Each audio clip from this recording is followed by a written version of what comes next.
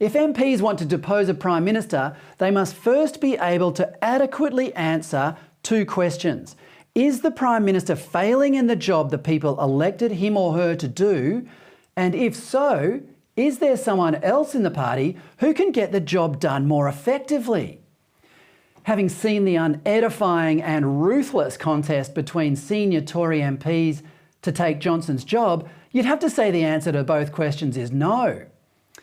The favourite in the race, Rishi Sunak, conspicuously had a marketing campaign and support team ready to go soon after Johnson announced he was stepping down.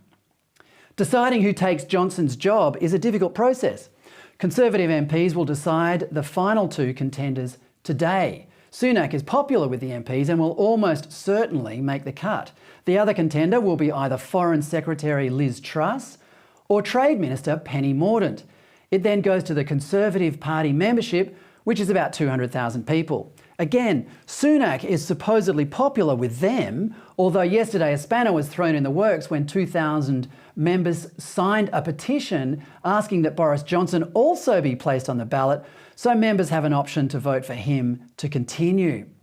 But get this, Sunak, who remains the favourite according to British bookmakers, is not so popular in the wider electorate. So how democratic would it be if he was foisted on the nation through all this internal politicking? Even more alarming is that Sunak's family has questionable corporate ties to the World Economic Forum's plan to create global digital IDs. And he has been described in the Chinese Global Times as the Chinese Communist Party's favoured contender.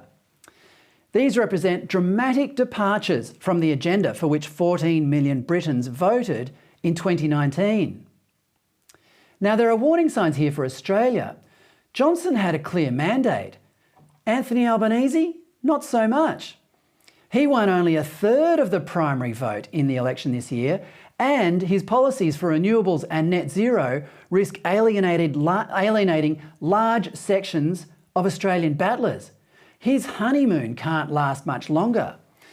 The Labor Party factions are not known for their patience when a leader starts to flounder, let alone a leader with a mandate as flimsy as Albanese's.